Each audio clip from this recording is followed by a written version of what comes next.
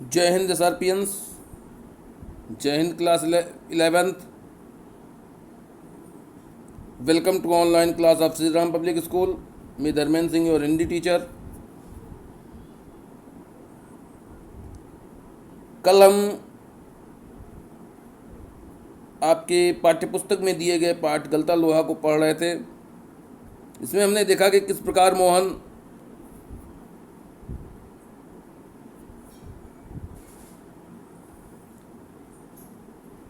पिता के आशय को समझते हुए भी उनके अनुसार कार्य नहीं कर पाता है। फिर भी वह उनके भार को हल्का करने के लिए खेती की ओर चला जाता है। जाते समय वह अपने मित्र धनराम की दुकान पर पहुंचता है, जहां उसे अपने हंसुए का धार कुंद धार तेज कराना रहता है। वहां बैठकर किस प्रकार दोनों लोग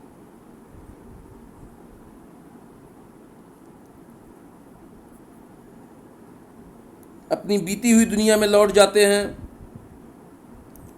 जहां वे दोनों स्कूल में पढ़ रहे होते हैं, जहां उनके आदर्श अध्यापक त्रिलोक सिंह मास्टर रहते हैं।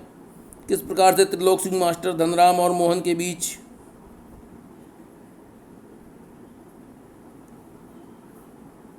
एक दीवार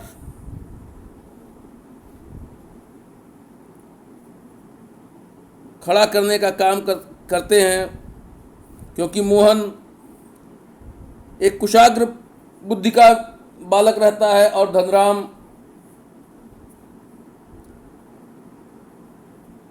के अंदर एक तो जातिगत हीनता रहती है, दूसरे वह थोड़ा कुंद बुद्धि का बालक रहता है।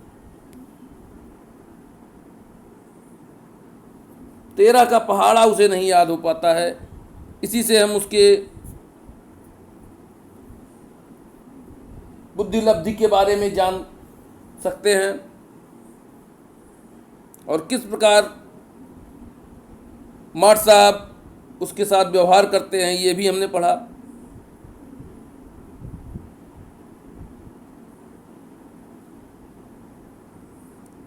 आज हम उसके आगे पढ़ने का प्रयास करेंगे।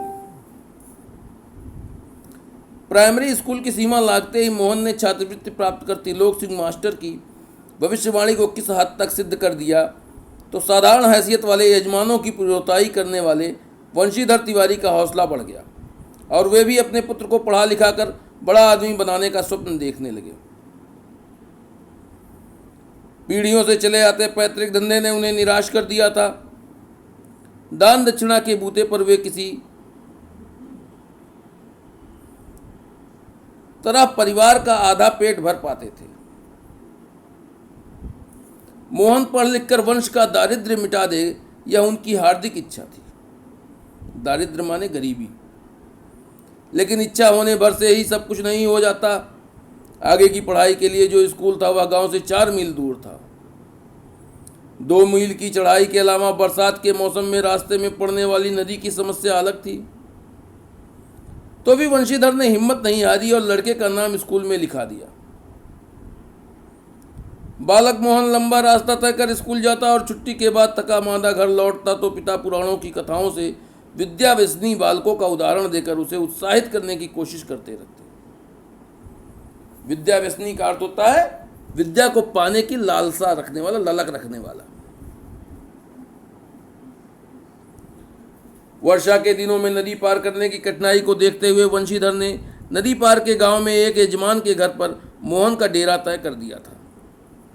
घर के अन्य बच्चों की तरह मोहन खा पी कर स्कूल जाता और छुट्टियों में नदी उतार पर होने पर गांव लौट आता था।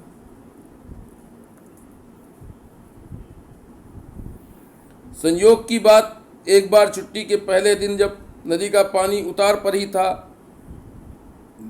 और मोहन कुछ घसियारों के साथ नदी पार कर घर आ रहा था, तो पहाड़ी के दूसरी ओर भारी वर्षा होने के कारण अचानक नदी का पानी बढ़ गया। पहले नदी की धारा में झाड़ जंखाड़ और पात पतेल आने शुरू हुए तो अनुभवी घसियारों ने तेजी से पानी को काट कर आगे बढ़ने की कोशिश की, लेकिन किनारे पहुंचते न पहुंचते मटमैले पानी का रेला उन तक आ ही पहुंचा।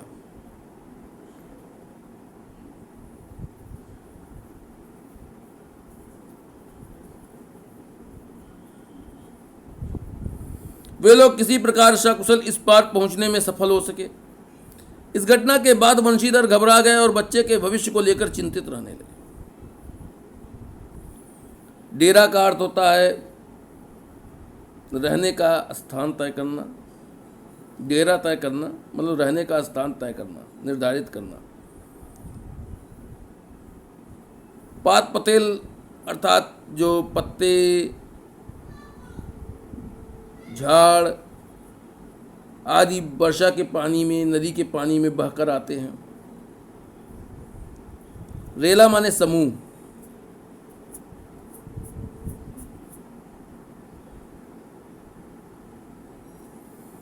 बिरादरी के एक संपन्न परिवार का युवक रमेश उन दिनों लखनऊ से छुट्टियों में गांव आया हुआ था। बातों बातों में वंशीधर ने मोहन की पढ़ाई के संबंध में उससे अपनी चिंता प्रकट की तो उसने न केवल अपनी सहानुभूति जतलाई बल्कि उन्हें सुझाव दिया कि वे मोहन को उसके साथ ही लखनऊ भेज दें। घर में जहाँ 4 प्राणी हैं, एक और बढ़ जाने में कोई अंतर नहीं पड़ता, बल्कि बड़े शहर में रहकर वह अच्छी तरह पढ़ लिख सकेगा। बिरादरी माने होता है समूह।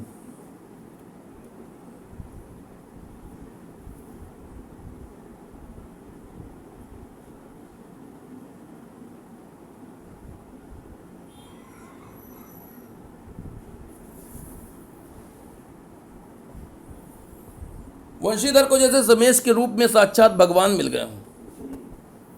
उनकी आंखों में पानी छलछलाने लगा। भरे गले से वे केवल इतना ही कह पाए कि बिरादरी का यही सहारा होता है।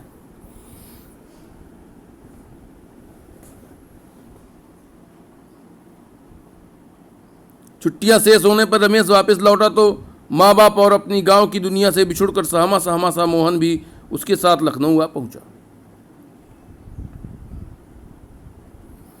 अब मोहन की जिंदगी का एक नया अध्याय शुरू हुआ। घर की दोनों महिलाओं, जिन्हें वह चाची और भाभी कहकर पुकारता था, का हाथ बटाने के अलावा धीरे धीरे वह मोहल्ले की सभी चाचियों और भाभियों के लिए कामकाज में हाथ बटाने का साधन बन गया। हाथ बटाना मतलब सहयोग करना। मोहन, थोड़ा दही तो ला दे बाजार से। मोहन, ये कपड़े धोबी को दे तो आ। मोहन, 1 किलो आलू तो ला दे। औसत दफ्तरी बड़े बाबू की हैसियत वाले रमेश के लिए मोहन को अपना भाई बिरादर बतलाना अपने सम्मान के विरुद्ध जान पड़ता था और उसे घरेलू नौकर से अधिक हैसियत वह नहीं देता था। हैसियत मतलब सामर्थ्य। इस बात को मोहन भी समझने लगा था। थोड़ी बहुत हीला हवाली करने के बाद रमेश ने निकट के ही एक साधारण से स्कूल में उसका नाम लिखवा दिया। लेकिन एकदम नया वातावरण और रात दिन के काम के बोझ के कारण गांव का वह मेधावी छात्र शहर के स्कूली जीवन में अपनी कोई पहचान नहीं बना पाया। मेधावी माने होता है होशियार। उसका जीवन एक बधी बधाई लीक पर चलता रहा। लीक पर चलना माने परंपरा के आधार पर चलना। साल में एक बार गर्मियों की छुट्टी में गांव जाने का मौका भी तभी मिलता जब रमेश या उसके घर का कोई प्राणी गांव जाने वाला होता, वरना उन छुट्टियों को भी अगले दर्जे की तैयारी के नाम पर उसे शहर में ही गुजार देना पड़ता था। अगले दर्जे की तैयारी तो बहाना भर थी। सवाल रमेश और उसकी गृहस्थी की सुविधा असुविधा का था। मोहन ने परिस्थितियों से समझौता कर लिया था क्योंकि और कोई चारा भी नहीं था। घर वालों को अपनी वास्तविक स्थिति बतलाकर वह दुखी नहीं करना चाहता था। वंशीधर उसके सुनहरे भविष्य के सपने देख रहे थे।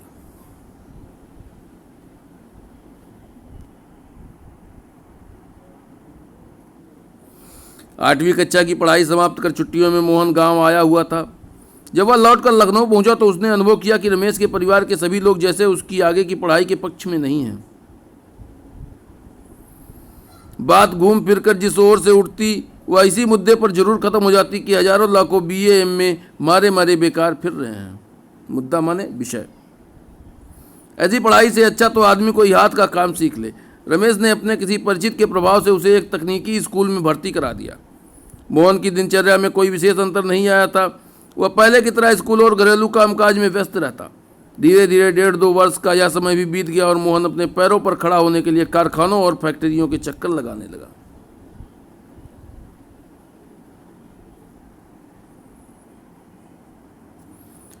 वंशीधर से जब भी कोई मोहन के विषय में पूछता तो वे उत्साह के साथ उसकी पढ़ाई की बाबत बताने लगते और मन ही मन उनको विश्वास था कि वह एक दिन बड़ा अफसर बनकर लौटेगा। बाबत मतलब होता है के बारे में। लेकिन जब उन्हें वास्तविकता का ज्ञान हुआ तो न सिर्फ गहरा दुख हुआ बल्कि वे लोगों को अपने स्वप्न भंग की जानकारी देने का साहस नहीं जुटा पाए।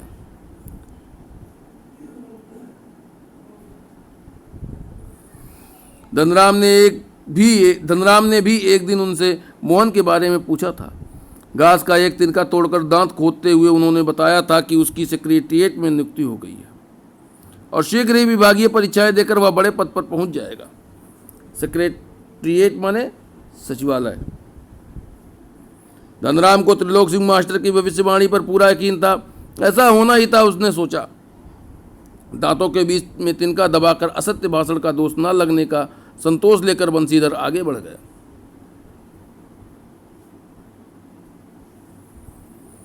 धनराम के शब्द मोहन लला बचपन से ही बड़े बुद्धिमान थे, उन्हें बहुत देर तक कचोटते रहे। त्रिलोक सिंह मास्टर की बातों के साथ साथ बचपन से लेकर अब तक के जीवन के कई प्रसंगों पर मोहन और धनराम बातें करते रहे।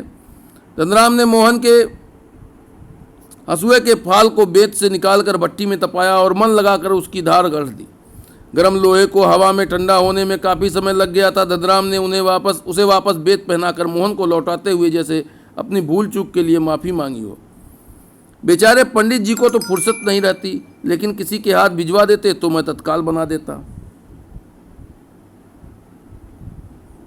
तत्काल माने होता तुरंत। मोहन ने उत्तर में कुछ नहीं कहा, लेकिन हंसुए को हाथ में लेकर वह फिर वहीं बैठा रहा जैसे उसे वापस जाने की कोई जल्दी ना रही हो। सामान्य तौर पर ब्राह्मण टोले के लोगों का शिल्पकार टोले में उठना बैठना नहीं होता था। किसी कामकाज के सिलसिले में यदि शिल्पकार टोले में आना ही पड़ा तो खड़े खड़े बातचीत निपटा ली जाती थी।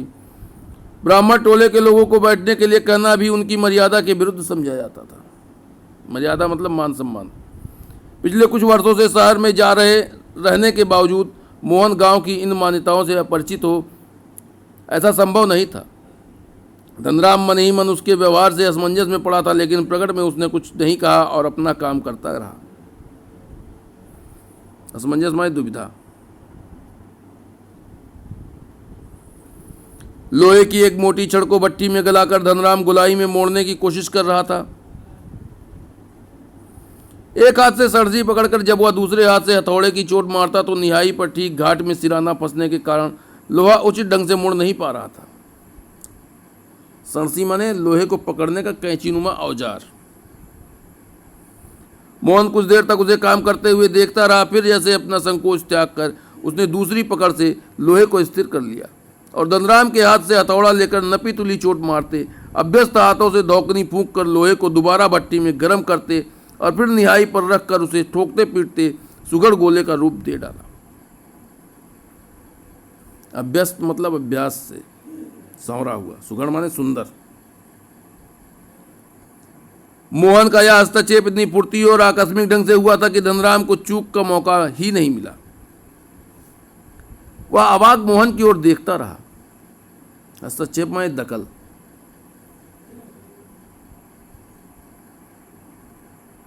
उसे मोहन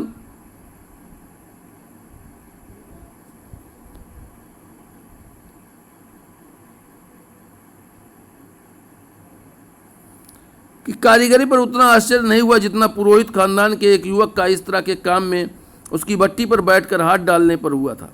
वह संकित दृष्टि से इधर उधर देखने लगा। हाथ डालना मतलब काम के लिए तैयार होना।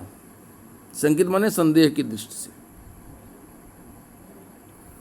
धनराम की सोच असमंजस और धर्म संकट की स्थिति से उदासीन मोहन संतुष्ट भाव से अपने लोहे के छल्ले की त्रुटिहीन गोलाई को जांच रहा था। उसने धनराम की ओर अपनी कारीगरी की स्वीकृति पाने की मुद्रा में देखा। उसकी आंखों में एक सर्जक की चमक थी, जिसमें ना स्पर्धा थी और ना ही किसी प्रकार की हार जीत का भाव। सर्जक माने होता है रचनाकार, स्पर्धा माने होता है होड़। अब हम आपको इन पैराग्राफों पर आधारित कुछ प्रश्न बताएंगे, जिन्हें करने का आप प्रयास कीजिएगा। अगर आपको लगता है कि कहीं पे समस्या आ रही है तो आप सायंकाल उसको पूछ सकते हैं।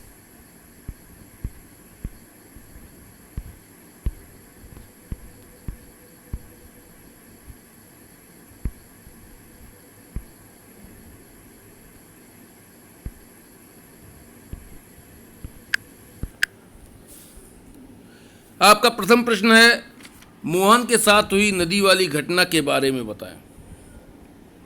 मोहन के साथ हुई नदी वाली घटना के बारे में बताएं।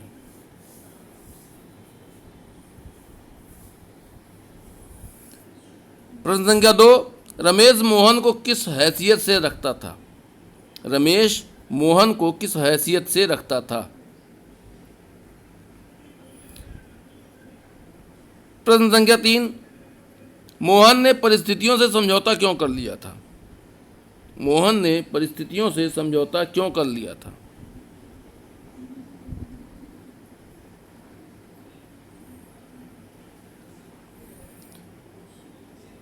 प्रश्न संख्या 4,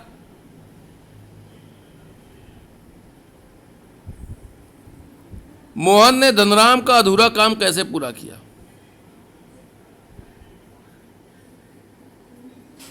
मोहन ने धनराम का अधूरा काम कैसे पूरा किया? प्रश्न संख्या 5, धनराम किस संकोच, असमंजस और धर्म संकट की स्थिति में था? धनराम किस संकोच, असमंजस और धर्म संकट की स्थिति में था? Thank you class. आप ये पांचों प्रश्न कीजिएगा। आपको कहीं कोई त्रुटि समस्या आती है, कोई दिक्कत आती है, तो आप सायंकाल अपने दिए गए समय में उस प्रश्न को पूछकर उसका समुचित उत्तर प्राप्त कर सकते हैं। धन्यवाद। जय हिंद SRPN, जय हिंद क्लास 11।